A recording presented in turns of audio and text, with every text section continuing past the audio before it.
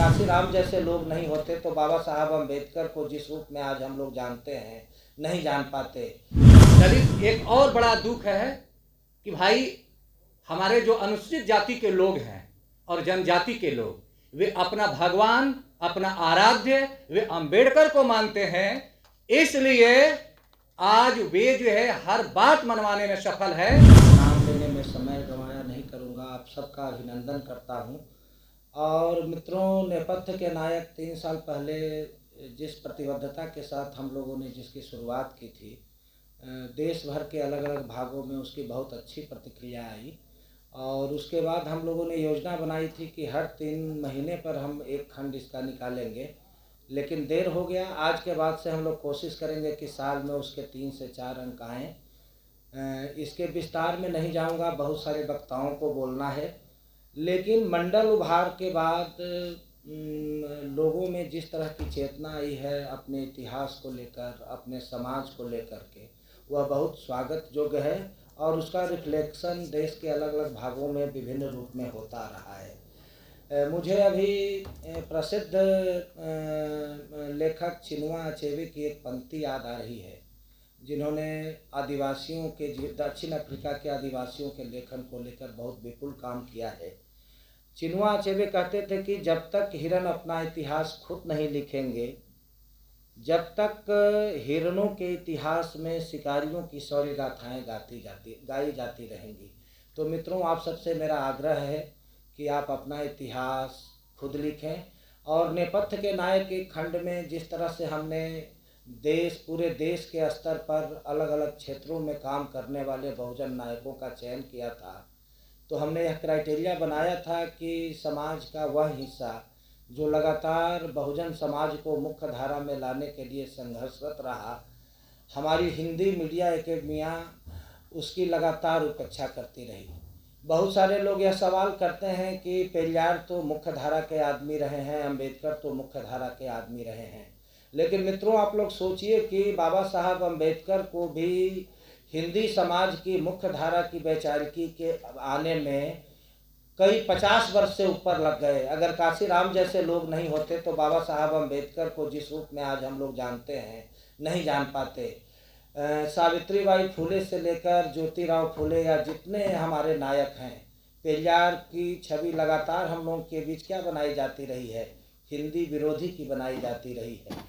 लेकिन उनका जो पूरा सफ़र रहा है और आज़ादी के आंदोलन को इन लोगों ने जिस तरह से समाज की जो जड़ता थी, सामाजिक जीवन का जो वैविध्य था, उस सवाल को किस तरह से इन्होंने केंद्रीय सवाल के रूप में बनाया, तो मैं यह मानता हूं कि ये जितने लोग रहे हैं, इसका एक निकष आप यह देख लीजिए कि अपने यहाँ मतलब कुछ कसौटियाँ होती हैं।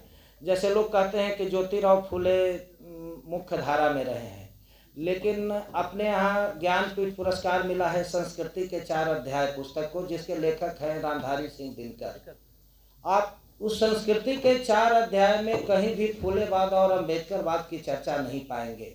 तो मित्रों, इससे बड़ी त्रासदी क्या हो सकती है कि हिंदी के जो मुख्य धारा का विमर्श है उसमें कोई फुलेवाद की चर्चा नहीं करे, अम्बेडकरवाद की चर्चा नहीं करे, और हम यह सवाल करें कि नेपथ्य के नायक में आप फुले को क्यों शामिल कर रहे हैं, अम्बेडकर को क्यों शामिल कर रहे हैं। तो मित्रों, मैं चाहता हूं कि नेपथ्य के नायक का यह जो सिलसिला है, इसकी सबसे बड़ी ब्यूटी यह है कि इसके जितने नायक हैं बहुजन समाज के नायक हैं, इसके लिखने वाले जितने लोग हैं बहुजन समाज के लोग हैं, और हर खंड में हमने कोशिश की है कि चाहे वे हमारे संगठनात्मक स्तर पर संघर्ष करने वाले योद्धा हों, साहित्य संस्कृति सिनेमा के फील्ड में काम करने वाले योद्धा हों, खेल के क्षेत्र में काम करने वाले लोग हों, हर तरह के लोगों का एक समुच्चय बने। हर खंड में 25 नायक हों, और हर खंड में हमने इस तरह की योजना बनाई है कि उसमें 5 खंड हो और 5 खंड में देश के अलग अलग जातियों और अलग अलग मिजाज में काम करने वाले अलग अलग दौर के लोग रहें। तो इन सभी लोगों को नेपथ्य के नायक में हम लोग लाते रहे हैं। हमारी योजना आगे भी रहेगी और हमारी कोशिश होगी कि नेपथ्य के नायक में अलग अलग लेखक भी आए। अब मित्रों देखिए कि हमारा जो दूसरा खंड है उसमें ईश्वरी प्रसाद और एक जो दूसरे लेखक हैं गुजरात के रहने वाले, मैं उनका नाम बता रहा हूँ, भगवान दास कहार सिंधु। इन दोनों ने नेपथ्य के नायक दो के लिए लिखा। दुर्भाग्य से दोनों हमारे बीच नहीं हैं, लेकिन हम सभी जानते हैं कि ईश्वरी प्रसाद ने शुद्ध राजनीति का भविष्य और आरक्षण पर जिस तरह की किताबें लिखी, जवाहरलाल नेहरू विश्वविद्यालय में रहते हुए सामाजिक न्याय के सवाल को अपने पूरे जीवन में जिस तरह से उन्होंने केंद्रीय विषय बना करके लिखा, उससे हमारा पूरा समाज प्रभावित होता रहा है। तो हम इन दोनों की स्मृति को इस अवसर पर नमन करते हैं और मैं आग्रह करूंगा कि नेपथ्य के नायक के कई लेखक यहाँ उपस्थित हैं। अंगद किशोर जी हैं, राम नरेश सर हैं, रामानंद सर हैं, रणविजय हैं। रणविजय ने पहली बार लिखा है, अब तक हम लोग उनकी छवि देखते थे फोटोग्राफर और नाटककार के रूप में, लेकिन रणविजय ने जयनारायण बाबू की जीवनी लिखी है। यह जयनारायण बाबू वही हैं जब 90 के दशक में लालू जी अस्मितावादी जो राजनीति थी और जिस तरह से सशक्तिकरण के लिए काम कर रहे थे, भिखारी ठाकुर की मूर्तियां गढ़ी जा रही थी, जगदेव प्रसाद की मूर्तियां गढ़ी जा रही थी, तो इन तमाम मूर्तियों के मूर्तिकार रहे हैं जयनारायण सिंह। आज हमारा समाज उनको नहीं जानता है, लेकिन रणविजय ने बहुत बारीकी के साथ जयनारायण बाबू का जीवन लिखा है। और मित्रों, जयनारायण बाबू को एक समय में बिहार सरकार ने जो ज़मीन अलॉट किया था, जो स्टूडियो हुआ करता था जिसमें बहुत सारे लोग प्रशिक्षण प्राप्त करते थे, आज फिर से उस पर ग्रहण लग गया है, उसको सरकार अपने कब्जे में ले रही है। यह बहुत दुखद है। तो यह लोकार्पण संपन्न हो, इसके पहले मैं आज के लेखकों को भी चाहूँगा कि वे मंच पर आएँ और लोकार्पण हमारे सीनियर साथियों के साथ मिलकर संवेद रूप में करें। महात्मा बुद्ध ने कहा, दुख है, दुख का कारण है। दुख है, उसका कारण ढूंढिए, फिर तब उसका निवारण होगा।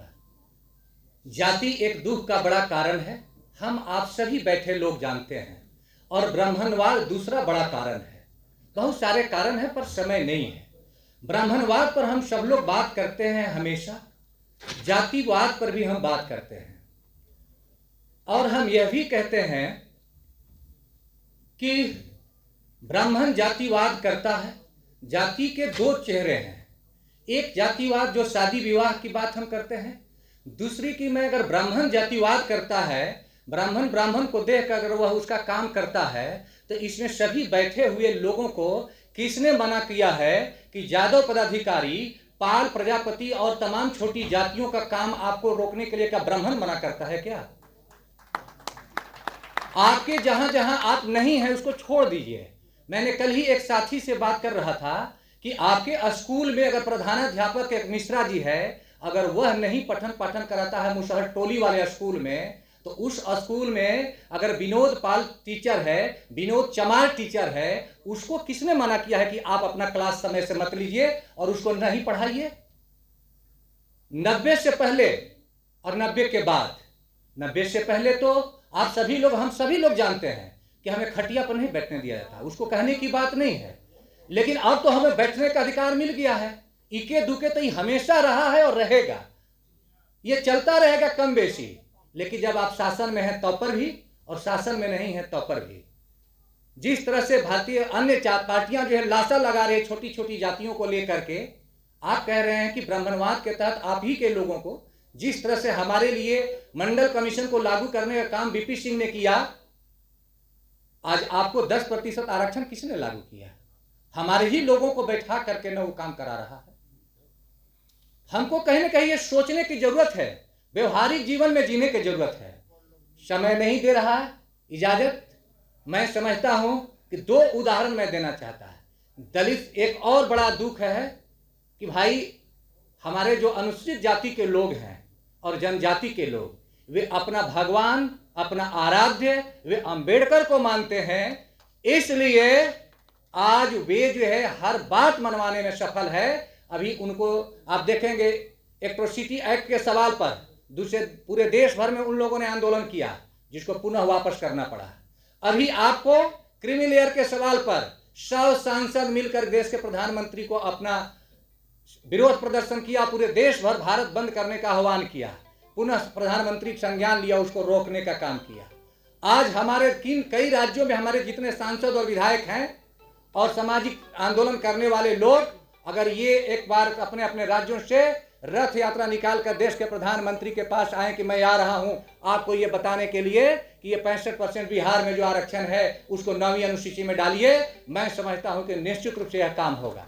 जब न्यायपालिका में आपके लोग नहीं हैं तो जो आपके पास साधन है, संसाधन है, जो ताकत है, इस ताकत को निश्चित रूप से सड़क पर लाने की जरूरत है।